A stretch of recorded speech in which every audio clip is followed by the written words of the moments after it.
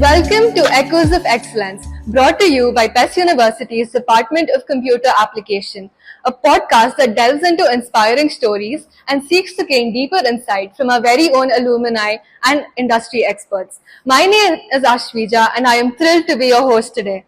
I wish all women a very happy Women's Day. Through this series, we will be exploring various themes and stories that inspire and empower.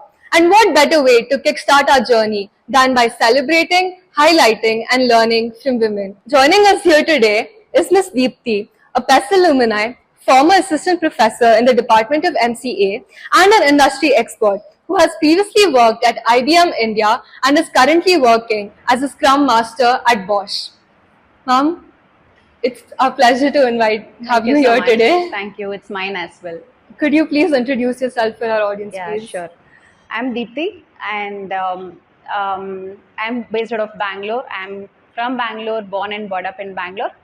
I started my journey way back in 2006, and then I'm an MCA graduate, as she mentioned during my introduction, from PSIT itself, affiliated to VT, of course. And from there, I started my journey into the industry. I got into the campus selections here, so that's how I was part of IBM also. I worked with IBM for a couple of years, maybe around 7 years, close to 7 years, and from there moved on. Just now you were talking about women's journey, right? Yeah. How it is with a lot of ups and downs. So though that turmoil was there, I somehow managed to be back in my career. Pause here and there, but yes, I'm also back to Bosch now. So currently I'm working as a Scrum Master in Bosch. However, we will talk a little later about what was there during that period between the start and the end, what I am now today. We'll get to that. And I hear that you're a certified yoga. You're certified in yoga as well as a professional trainer. Yeah. So are you into training students? Yeah, I would say yoga has been part of my life since 15 years now. So come what may, I'm trying to retain this component in my life. This has kept me going. I would say the energy that I carry throughout the day is mainly because I practice yoga in the morning for an hour. Even there, I had to pause a bit because of, a woman would go into a lot of changes here and there, physically, mentally, both. So that was there. So I had to stop doing yoga or practicing yoga for a couple of months or years also, but then I got back. So that is what is important, I feel. I do help a couple of women in my own residential apartment to do yoga. It's not a class type, but it's always when you're doing in a group, you tend to do it continuously. You sustain there. Otherwise, you practice at home, you do one day and then you don't do the next, and then 1 week pause, so on, right? So that's how somehow it's working out, that we have a stipulated time, and I do practice yoga in the morning and help others also. Yeah. So every day it's a group motivation. Yes, exactly. All right. And I got to hear that you play badminton nowadays. Or badminton is a recent activity, I would say, because I have 2 daughters, so both of them are badminton enthusiasts. Right. So the elder one is in 7th grade now, and she has kind of got into the serious note of winning games, practicing beyond your limits and all that. So that kind of motivated me to also take up this badminton as a stress buster activity, I would say. I'm not into winning anything, but that's kind of giving me inner happiness, I would say, after my office hours. The whole day you're in the office, sitting in one position and just doing your work, seeing the laptop all the time. Of course, breaks here and there, but that whole workout session of 1 hour from evening 8 o'clock to 9 o'clock is what I practice badminton. And I do proper coaching because I don't want to get into this, it's paining here, paining there, it's taking the adverse effects of it. So I'm doing the proper coaching, only getting into warm up, cool down and all that. So that's keeping me happy, I would say. It's my happy component. Any other hobbies or causes that you outside of your working hours that you're into? I like painting. So that's also one of the things that I would love to do in my free time. Apart from yoga and badminton, to be frank with you, I don't get time apart and away from this. Yeah, my whole day is packed. So, yeah. But you like making time for painting? Yeah, my younger child she loves art and craft and all that. So I help her a bit over the weekends. And there's one artist, a drawing artist, who comes on the weekends at home to help them out to refine their skills on drawing. So sometimes I do join them, and if I get nice. time, I try to join them and enjoy with them. And in all the years of work experience that you've had, have you learned anything about yourself, or have you discovered something new which is different from what it was before you started working? Oh yeah, I would say a lot of things. As you grow older, right, you add into your experience box. You will understand life in different angles. It's just not work, just not your hobbies, just not your passion. There are a lot of things that are value addition in your life. You will start noticing or giving importance to the smallest of smallest things in life. So that way you grow, right? It's what the experience of life we call as small things that add in a great value to your life, and that stays in your memory also for a long time. So I have learned a lot, I would say, and learning also. This is one thing I would like to tell all the student community. Whatever said and done, learning component should be there in your life. Otherwise, you would become outdated. Would you like to take something outdated? No, right? No. So it should be constant learning. Yeah. Be it anything. It need not be just technical, or need not be just something related to your work. No, keep learning something that keeps you going in life. Yeah. Is there any achievement or milestone that you're proud of that you've achieved? Well, couple of milestones I would like to relate to. One, when I started my journey as a software engineer in IBM, I got a couple of opportunities to work away from India. That I would, if not milestone, I would say it was a very good exposure for me to stay in a different country, understand their culture, understand what it is to be in a different country, live there for a couple of months. Yeah, that is one thing. And of course, at Bosch, before entering into the Bosch world, I have done my certification, as I think you are aware of about it already. Professional Scrum Master. I would say you would always know what are your skills, right? You always know what you're good at. But there should always be someone who says, yeah, she's good at this, or he's good at this, right? That's why these certifications help a lot. You cannot prove, or you cannot tell someone, for example, take the fact that I practice yoga or I teach yoga to someone. I should be doing it the right way. If I say I teach yoga, how would they believe that I know it? I am doing it rightly, first of all. So there should be some other third person or third party saying, yeah, she is good. So that is where these certifications help.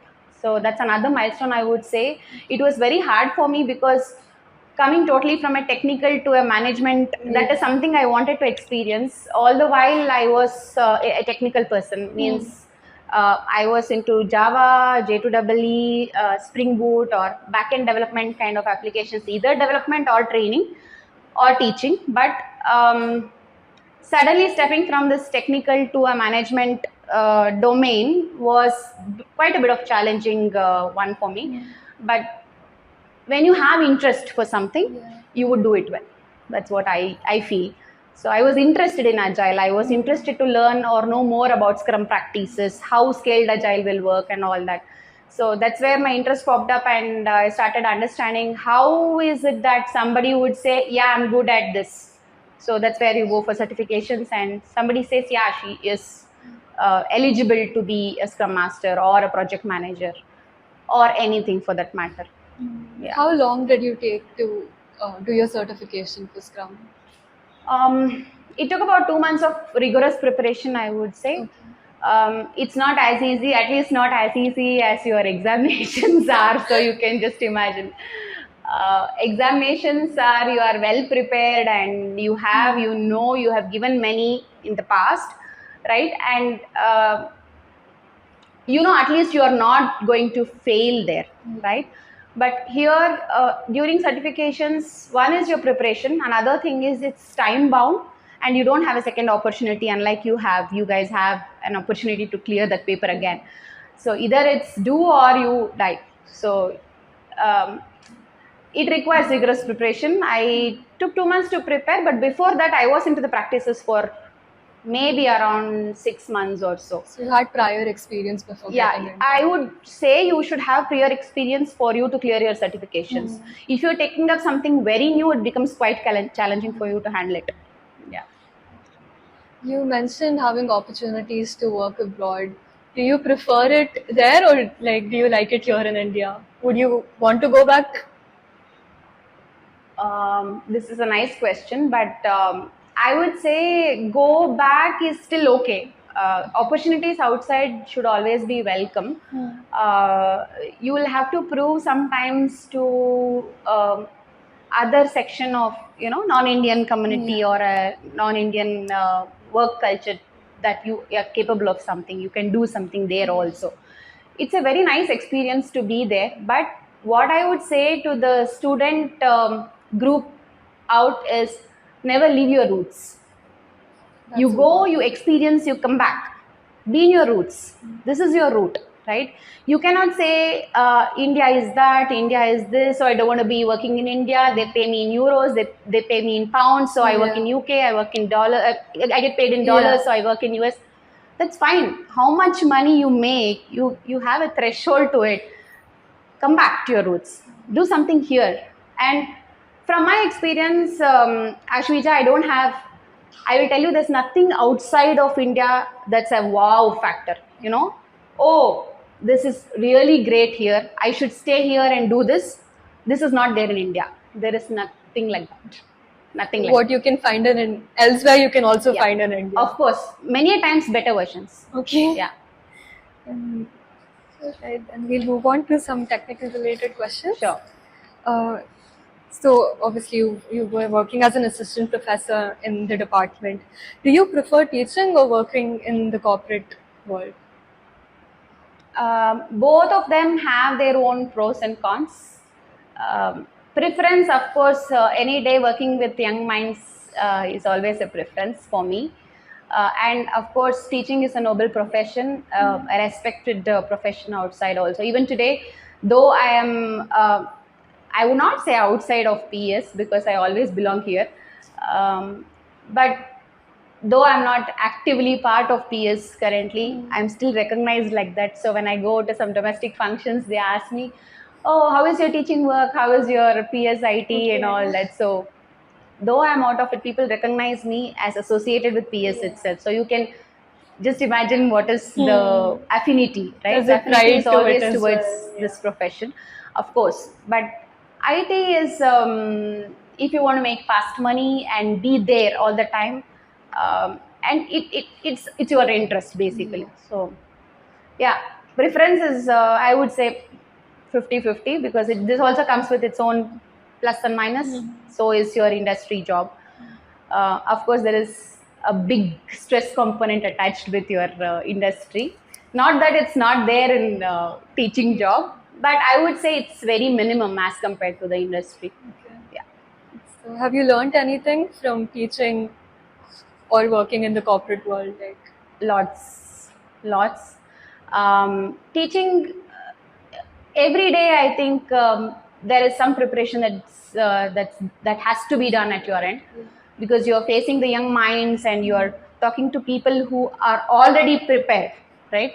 So if I have to recollect some of my experience with PS during my first classes of web technology, that's where I was when I was here, either web or Java, sometimes into software engineering and testing also. But web development, I still remember there were a couple of questions that hit me from the students' end. I felt I need more preparation. You know, it's just not ABC. I have to do A minus minus, C plus plus. So I need to know in and around everything. For example, how does an antivirus work? what is a virus, what is a Trojan, I can tell you. Yeah. Right? How does an antivirus work? What is it? In layman terms, I can tell something which is very easy for you to relate to. But ideally, if you explore there, you have a lot more to learn. You only look at virus and Trojan, which is there in your textbook, right? What is the definition? What is this? What is the difference between them? That's it. But how does an antivirus work? What are the different antivirus that's there, and what is the best one to use? So for all these, you would need some preparation. So that way, teaching kept me up to date, I would say, at least on most of the technologies and most of what you are into. But in the industry, if you are in one domain, for example, if you are practicing, if you are a project manager, or if you are a DevOps engineer, that would become your boundary. I'll say there's nothing stopping you to learn something new, but this is going to be your core competence, right? So you're a DevOps engineer, so you have to know in and out of what is there in the DevOps, right? What is coming, what is the trending thing that you need to elevate yourself, your skills to. Yeah. What has changed from the first time you started working in the IT industry and today? Lots. Like I told you, you have to upgrade. There is no stop for learning. You might, at some point, you will say, okay, now I'm doing well, I am giving my best, I'm getting my salary month on month, I'm getting my hikes, I'm promoted, I'm good. But that's not enough. That's not enough. So somewhere you will realize that's not enough. And by the time you realize it's not enough, you would have already become outdated or obsolete, right? So that constant learning and constant upgrading is very essential if you're in the industry. You have to be there, whether you are, it's daily, it's part of your work or not. You have to keep learning, you have to keep upgrading, you have to take up new challenges, you have to take up new certifications. Somebody has to say, yeah, she is eligible to do this. That's, of course, that's what makes your profile a weighted one. Yeah. How will you stand out from the rest of the crowd, right? So there should be some value additions for which you are only responsible. Yeah. Any resources or tools that have helped you reach where you are? Like, obviously, you did your Scrum Master certification, but other than that, in your previous years of working, were there any tools that helped you with in your journey? Tools meaning it could not be really tools, right? Yeah, it could be you anything can- like a stepping stone. Yeah, anything. I would say my previous to Bosch, I was part of a startup called Techno Elevate, which is under the umbrella of Test Yantra Software Solutions. There, I was heading a unit called Learning and Development. I worked as a delivery manager, so there were a couple of trainers who were reporting to me. So even I was part of training, so I used to take up trainings as and when required. Someday someone is not there, so that I feel was a good stepping stone for me to move back from academics to IT. Yeah, if not tool, but this was kind of platform for me to make that journey back from academics into the industry. It was my decision, of course, to go back, but it's also there in my mind that someday I have to come back also. To academics? Yeah. Okay. Because this job can go on for a while, go on for a couple of years. So after that, what? Right? If not for the sake of money, if not for the sake, there's something called as what you want to give back to the society or what you want to give back to life. So teaching has always been there. May not be as teaching in the college or the university, but maybe a set of 5-6 students sitting at home and I'm doing home tuitions for them. That kind of is a nice thing to do, I feel. Yeah. Have there been any memorable projects that you worked on? Memorable projects, you mean in the industry? Yeah, in the industry. Okay. Yeah, IBM, a couple of them I can relate to. There was one related to automotives called VDoc, Vehicle Documentation. This was for Daimler. This was a long-term project, about 2.5 years to 3 years I was part of this project. and this was a core development project. So I was into front-end development there, meaning web, but web in terms of JSP and all that. So this was a very good project that I would like to recollect, because I made a good set of acquaintances there and was a long-term one, and learned a lot with this project. That's one thing I would relate to. And of course, currently what I'm occupied is with the digital twin. It's the turbo machinery twins that you can see. Digital twin meaning not just the twin of the asset, but also the data. So there is process twin, there's data twin, so many things. But this project is also a very good one in terms of understanding the holistics of a project. I would say after getting back into the industry, taking a break, this has given a good exposure into what you should be or what you should look forward to. Okay. Yeah. Have you faced any challenges either in the academic world or the corporate sector? Like any big challenges, and how did you tackle them? Many challenges are part of every day, I feel. Because each day new thing comes up and you struggle doing something. A lot of things, but I would like to just narrate maybe one or two instances here. Tools, of course, will help you to ease your job, right? To do your work day in and day out. But to know that tool, you need some training. You need to take up some trainings, or you should be a self-learner. You should have that enthusiasm to explore on your own, fail a couple of times, have that energy to come back, work extra, take that load of 4-5 hours extra, sit back in the night 4-5 hours and take it up as a challenge, do it. Then that way you learn on your own, right? So from tool point of view, there were a couple of challenges when I entered Bosch. I was not very comfortable with tools, but I started exploring. And in the management, there is extensive usage of Power BI or even Excel, for example. Unless until you really use that tools that help you to actually achieve that, you would be doing some stopgap or jugaad kind of thing, right? So there also you would need to learn every day.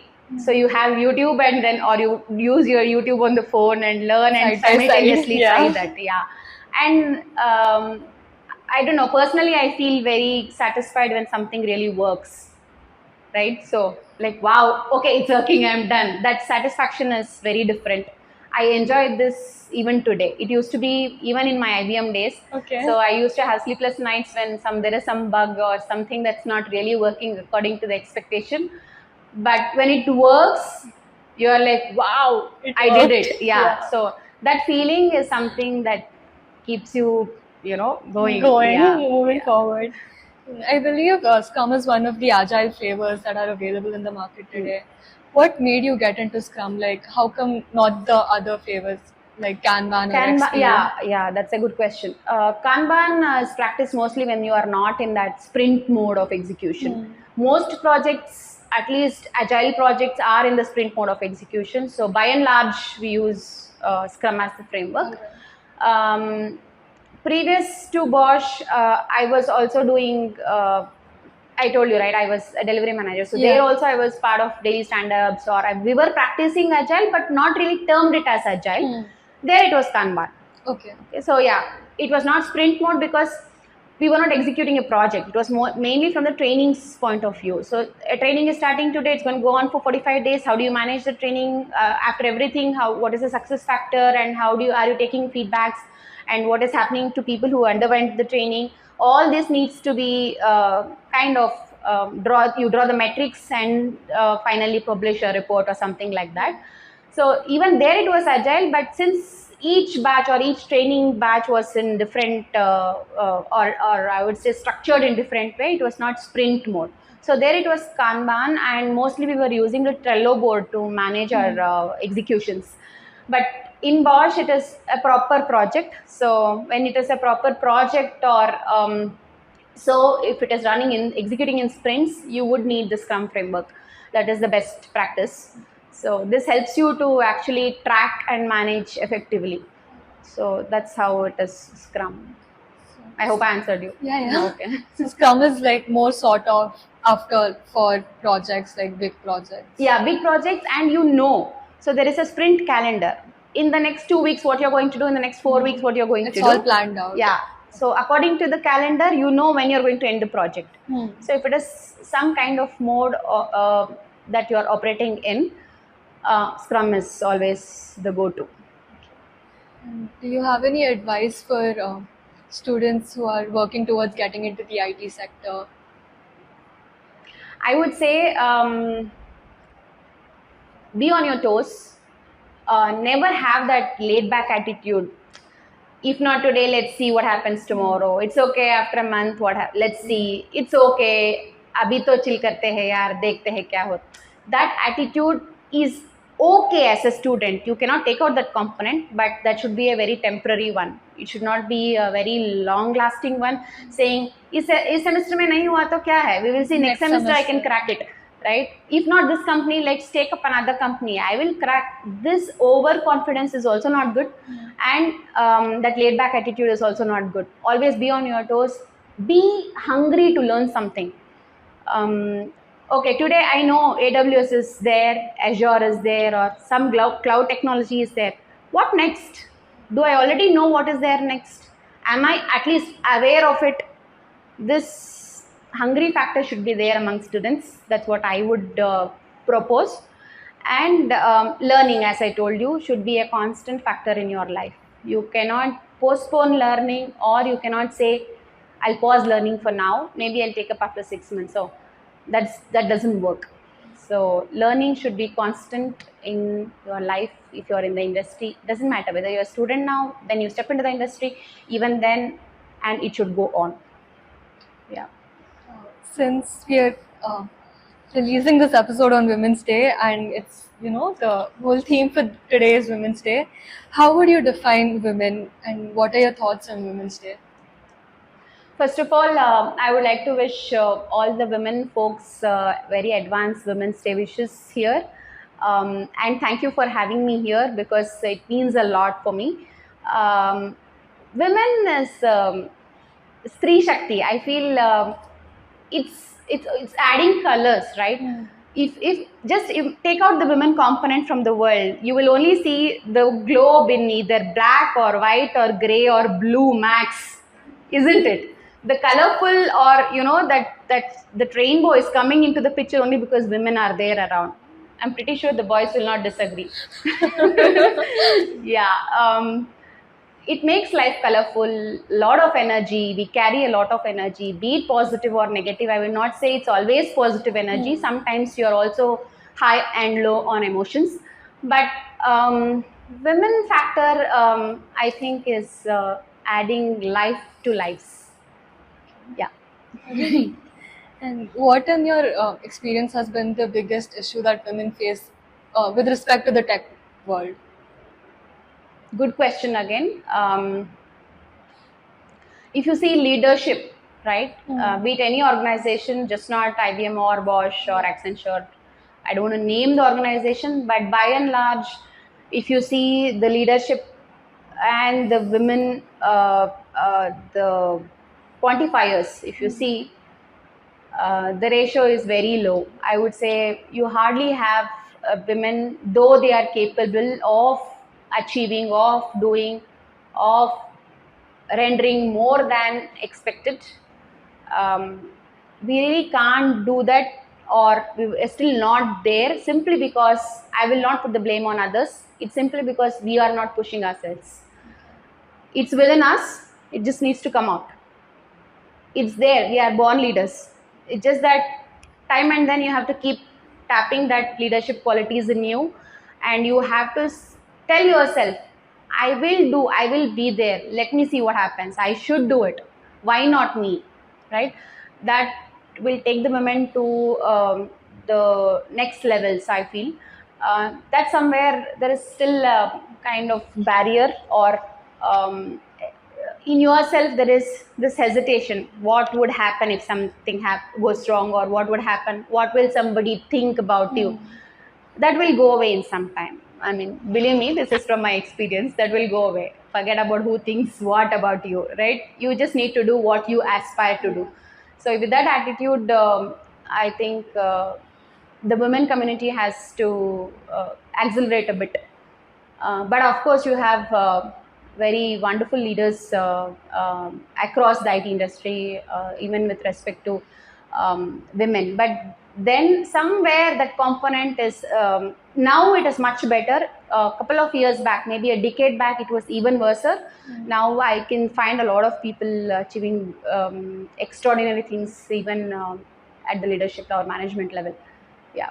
So you think that the way we can overcome it is by pushing ourselves and like internally believing that I can do it. Yes. Okay, Yes. that's a nice thought. Yeah. And And whatever you are responsible. Yeah. Right? Tomorrow I cannot say I couldn't do this because my husband didn't allow me to do. I did not do this because my father didn't allow me to do. No. Can't blame others Yeah, for- exactly. That's only a blame game. So you want to be there, you are responsible. You do it the way you want to. You design your life and you be there. And show that one day you are an achiever. Right? what kind of influence do you wish to have on your fellow female colleagues? Well, when it comes to influence, I would say I'm confident at my work. And there are certain things that I do as my personality, I believe that works for me. For example, there could be something that I have to check. I have to validate myself whether this is really right or not. So I have some counterpart or my manager or my subordinate or my friend who would say, yeah, you're doing this rightly. This is correct. This is the way to do it. So sometimes I validate my things with others, but that's essential, I feel. Why? Because as humans, we go wrong, right? It's better to check with someone and not to go wrong than going wrong, failing, and then redoing it, right? Yeah. So that's what I feel as an influential factor, and I'm confident on certain things, and I'm a quick learner. So these things I would say as an influence to others, maybe. And are there any influential women in your life that you look up to or you're inspired by? Lots actually. Couple of my friends are very inspiring. One of my friend, she was with me as a colleague here, and she did pursue her. She wanted to be here and stay here as a in the teaching world. Okay. So she started pursuing her thesis or PhD. For the next steps, she has to go into the MSc in research and then move into PhD. She wanted to be a doctorate, staying here in this academic world. So even today, I look up to her because she is inspiring. I made this decision of moving out into the industry because I had a prior industry experience, and till today she's doing good, and she's still in that exploration, and she's one inspiring woman I have in my life. And of course, my current manager, she is a leader at Bosch, and she's a woman, and I look up to her as well because she's overall a very good manager, I feel, in terms of uplifting other women or encouraging others to be in the leadership roles, be there, do things right, deliver with time and quality, and that assistance you provide to someone to be there. So that way, yeah, there are a couple of them. And of course, there are other friends who add that jhalak into your life, right? You need some offbeat activities also. So there also I have some good women who really are with me to enjoy my life as well. They all sound very wonderful. Do you have any words of advice or encouragement for young women who want to get into STEM? Sorry, young women? Who want to get into the tech world, like the corporate world or IT? Okay, this is more of a Women's Day question, right? Yeah. So, okay.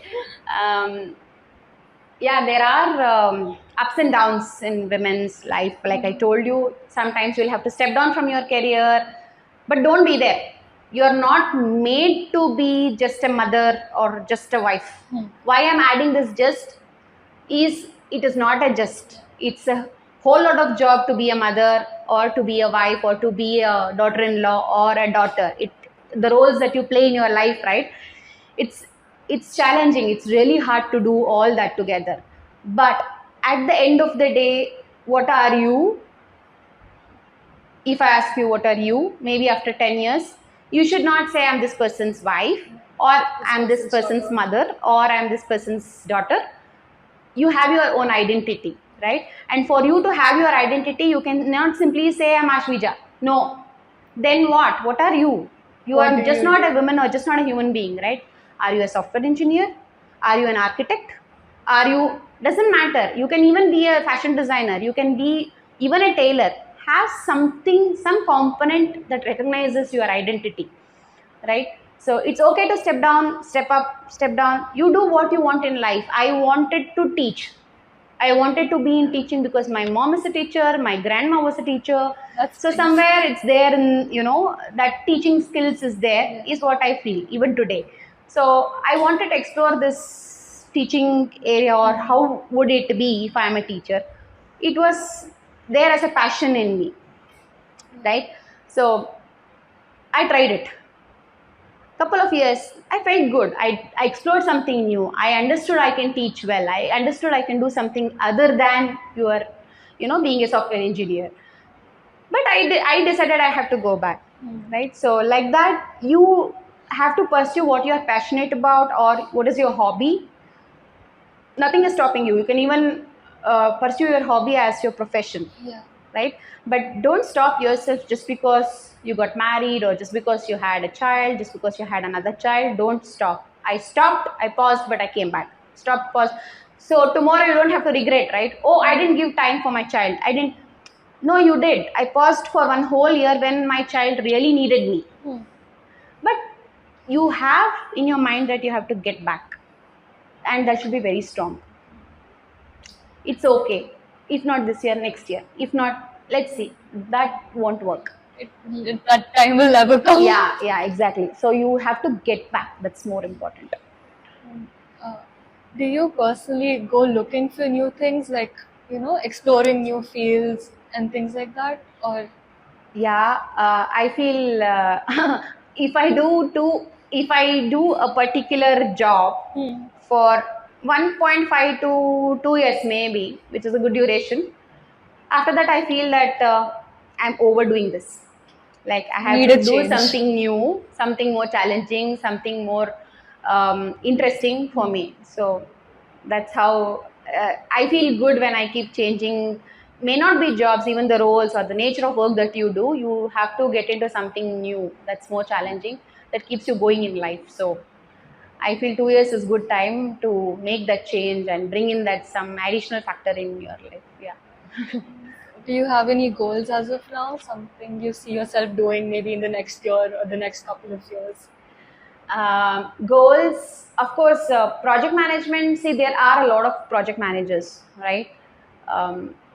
200, 300, maybe 400. If I have to just look at the numbers and say I'll pick one project manager to do this project management activity. So I want to do something that's more niche, I would say. Overall, the career alignment is with project management only. But I don't know if you know where Agile Scrum fits in. Like in the project execution phase, in the SDLC, if you see the planning, right? Software development life cycle has planning, so many different set of designing steps. all of that. Execution is the main step, and this is where Agile Scrum plays a role, right? So you have to explore planning, seeing that this quality checks, everything, delivery, everything. So this whole thing totally will be your project management. So somewhere here I want to contribute extensively into something, and then maybe project management altogether. But I'm just figuring out what is that niche skill or niche addition of or value addition I could do into project management, where people would say, okay, there are only 10 people who know this, right? So that is something that I'm exploring on. Maybe deep dive into Agile, or deep dive into scaled Agile, or something like this, which takes me or gives me that differentiating factor from other project managers. That's one thing. On my personal end, I want to stay healthy, happy, most importantly, contented. That's That's important. You should satisfying. be happy with Yeah. how you're living. Yeah. And to be happy, your health is a big factor that adds in. So only when you are healthy, you will be able to do a lot of things. And for you to be healthy, you need to practice certain things that is within you. So I would emphasize that get into some physical activity, get into some fitness mode, get into something that keeps you going, rocking day in, day out, and doesn't bring your energy levels down. That is me, so I would like to emphasize this point again to all the women that are out there. Yeah. You said you have a friend who pursued PhD. Yeah, she's and, doing. Okay, and you also mentioned that you'd like to get back to teaching at one point. So if you were to come back to teaching students in a university, is pursuing a PhD one of your goals as well, or? Not really, because I feel that doing so much studying is not my cup of tea. I can be there, I can come out. I can be there, I can come out. But exploring on one thing in and out, it requires a lot of commitment from your end. And of course, time and then you have to write your examinations. I've given enough examinations in my life, so I am really not prepared mentally also to write any more exams.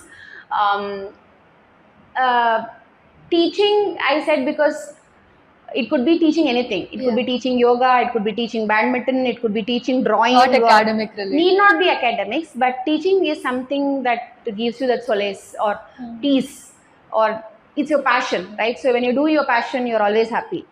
So that way teaching. But teaching in university, if you want to grow there, of course, yes, PhD is one of the component that anyone would look for.